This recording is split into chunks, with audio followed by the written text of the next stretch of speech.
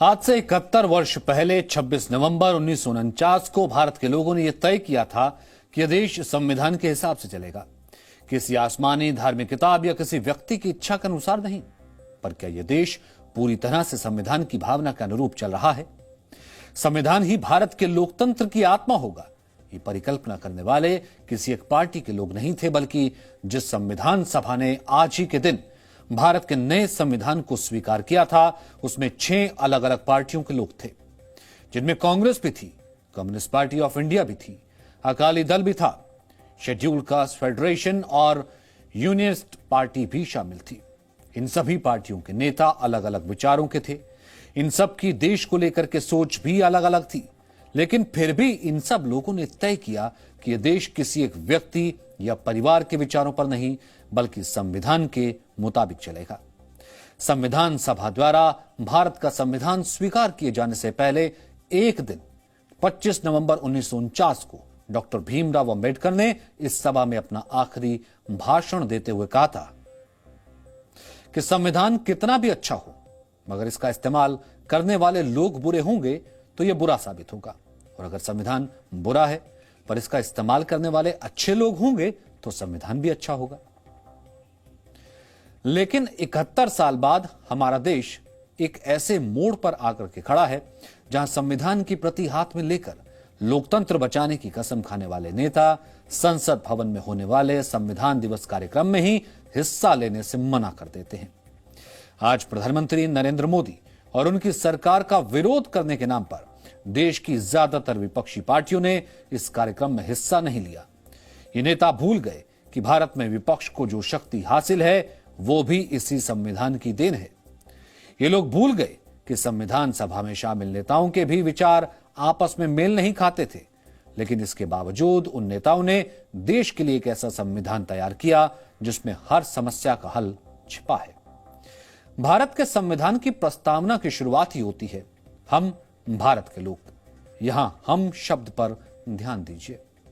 जिसका मतलब है हम सब, जिसमें सभी जातियों, सभी धर्मों, सभी रंगों, सभी विचारों के लोग शामिल हैं। संविधान की प्रस्तावना में मैं या वो शब्द नहीं लिखे, लेकिन फिर भी विपक्ष को लगता है कि संविधान दिवस मनाने वाली सरकार संविधान का पालन नहीं कर रही, और इसी को आधार बनाकर आज विपक्ष ने संविधान दिवस कार्यक्रम का बहिष्कार कर दिया। लेकिन हमें लगता है कि यह बहिष्कार असल में भारत के संविधान का अपमान है, क्योंकि यह कार्यक्रम संसद के सेंट्रल हॉल में हो रहा था। यह बीजेपी की कोई राजनीतिक रैली नहीं थी। आज जब इस मौके पर देश के प्रधानमंत्री, राष्ट्रपति, उपराष्ट्रपति और लोकसभा स्पीकर भाषण दे रहे थे, तब वहां या तो सिर्फ बीजेपी के या बीजेपी के मित्र दलों के सांसद मौजूद थे। विपक्ष का यह रवैया देखकर ही आज प्रधानमंत्री ने अपने भाषण में कहा कि अगर आज संविधान लिखा जाता तो सबका आपस में इतना विरोध होता कि एक पन्ना भी लिखना मुश्किल हो जाता। इसके अलावा भी प्रधानमंत्री मोदी ने आज इस मंच से बिना नाम लिए विपक्ष पर निशाना साधा और परिवारवाद से लेकर भ्रष्टाचार तक की बात की। उन्होंने यह भी कहा कि संविधान दिवस कार्यक्रम किसी सरकार, दल या प्रधानमंत्री का कार्यक्रम नहीं है, यह सदन का कार्यक्रम है और सदन के सदस्यों को डॉक्टर BR अंबेडकर द्वारा की गई और कही गई बातों की गरिमा बनाकर रखनी चाहिए। पहले आप प्रधानमंत्री मोदी की बड़ी बातें सुनिए, फिर हम आपको बताएंगे जिस संविधान के निर्माण में सबसे बड़ी भूमिका कांग्रेस की थी, वो कैसे अब इसकी याद में मनाए जाने वाले दिन का सम्मान करना भी भूल गई है। राष्ट्रपति रामनाथ कोविंद का आगमन हो चुका है। राष्ट्रपति रामनाथ कोविंद, उपराष्ट्रपति एम वेंकैया नायडू, लोकसभा अध्यक्ष ओम बिरला,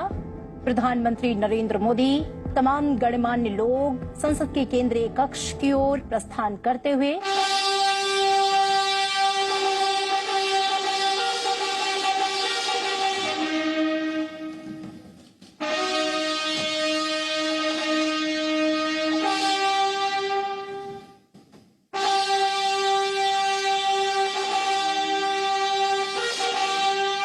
आज का दिवस बाबा साहब आम्बेडकर, डॉक्टर राजेंद्र प्रसाद जैसे दूरंदेशी महानुभावों को नमन करने का है। आज का दिवस इस सदन को प्रणाम करने का है,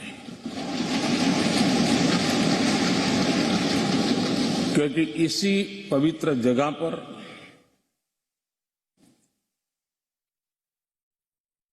महीनों तक भारत के विद्वज्जनों ने, एक्टिविस्टों ने देश के उज्जवल भविष्य के लिए व्यवस्थाओं को निर्धारित करने के लिए मंथन किया था और उसमें से संविधान रूपी अमृत हमें प्राप्त हुआ है। कभी हम सोचें कि आज अगर हमें संविधान निर्माण करने की नौबत होती तो क्या होता। विविधताओं से भरा हुआ देश, अनेक भाषाएं, अनेक बोलियां, अनेक पंथ, अनेक राजे रजवाड़े, इन सब के बावजूद भी संविधान के माध्यम से पूरे देश को एक बंधन में बांध करके आगे बढ़ाने की योजना बनाना, आज के संदर्भ में देखें तो पता नहीं संविधान का एक पेज भी हम पूरा कर पाते, क्योंकि नेशन फर्स्ट कालक्रम से राजनीति ने उस पर इतना प्रभाव पैदा कर दिया है कि देश हित भी कभी कभी पीछे छूट जाता है। ये उन महानुभावों को प्रणाम इसलिए करना चाहूंगा क्योंकि उनके भी अपने विचार होंगे, उनके विचारों की भी धारा होगी, उस धारा में धार भी होगी, लेकिन फिर भी राष्ट्रहित सुप्रीम होने के नाते सबने मिल बैठ करके एक संविधान दिया।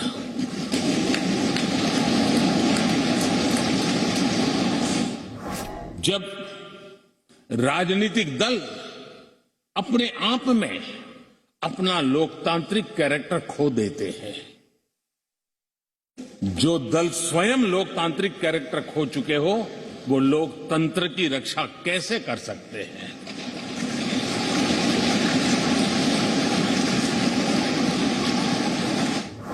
पारिवारिक पार्टियां, राजनीतिक दल,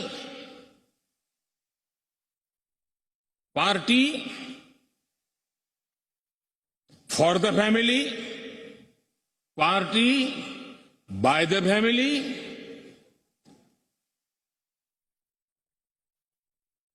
अब आगे कहने की जरूरत मुझे नहीं लगती है।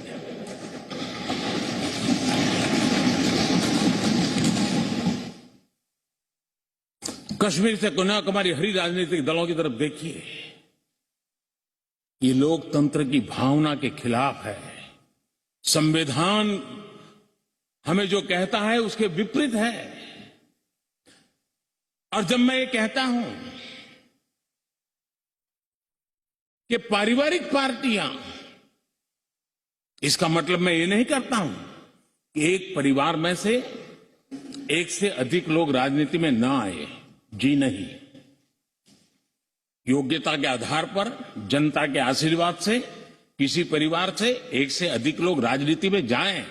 इससे पार्टी परिवारवादी नहीं बन जाती है। लेकिन जो पार्टी पीढ़ी दर पीढ़ी एक ही परिवार चलाता रहे, पार्टी की सारी व्यवस्था परिवारों के पास रहे,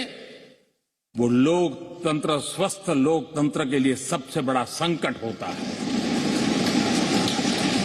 और आज संविधान के दिवस पर संविधान में विश्वास करने वाले, संविधान को समझने वाले, संविधान को समर्पित सभी देशवासियों से मैं आग्रह करूंगा कि देश में एक जागरूकता लाने की आवश्यकता है।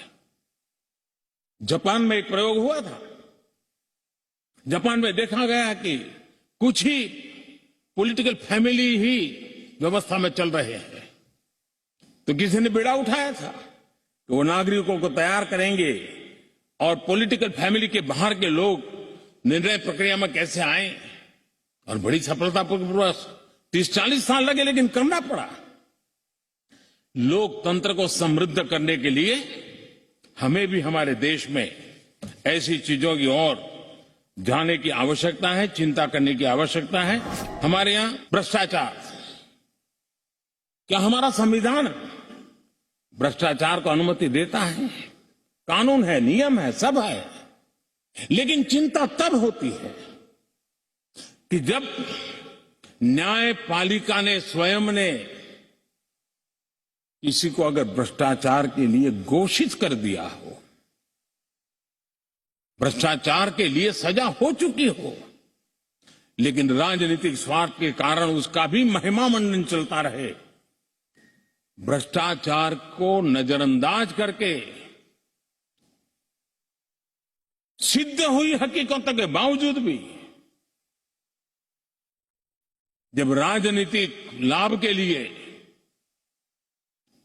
सारी मर्यादाओं को तोड़कर, लोक लाज को तोड़ करके उनके साथ बैठना उठना शुरू हो जाता है, तो देश के नौजवान के मन में लगता है कि अगर इस प्रकार से राजनीति के क्षेत्र में नेतृत्व करने वाले लोग भ्रष्टाचार में डूबे हुए लोगों की प्राण प्रतिष्ठा कर रहे हैं, मतलब उनको भी वो रास्ता मिल जाता है कि भ्रष्टाचार के रास्ते पर चलना बुरा नहीं है। 2-4 साल के बाद लोग स्वीकार कर लेते हैं कि हमें ऐसी समाज व्यवस्था खड़ी करनी है। क्या समाज के अंदर, हां, भ्रष्टाचार के कारण कोई अगर गुना सिद्ध हो चुका है तो उसको सुधरने के लिए मौका दिया जाए, लेकिन सार्वजनिक जीवन में प्रतिष्ठा देने की जो स्पर्धा चल पड़ी है, ये मैं समझता हूं अपने आप में नए लोगों को लूटने के रास्तों पर जाने के लिए मजबूर करती है, और इसलिए हमें इससे चिंतित होने की जरूरत है। महात्मा गांधी ने जो कर्तव्य के बीज बोए थे, वो आजादी के बाद वटवृक्ष बन जाने चाहिए थे, लेकिन दुर्भाग्य से शासन व्यवस्था ऐसी बनी कि उसने अधिकार के ही बातें करके लोगों को एक ऐसी अवस्था में रखा कि हम हैं तो आपके अधिकार पूरे होंगे। अच्छा होता देश आजाद होने के बाद कर्तव्य पर बल दिया गया होता तो अधिकारों की अपने आप रक्षा होती है।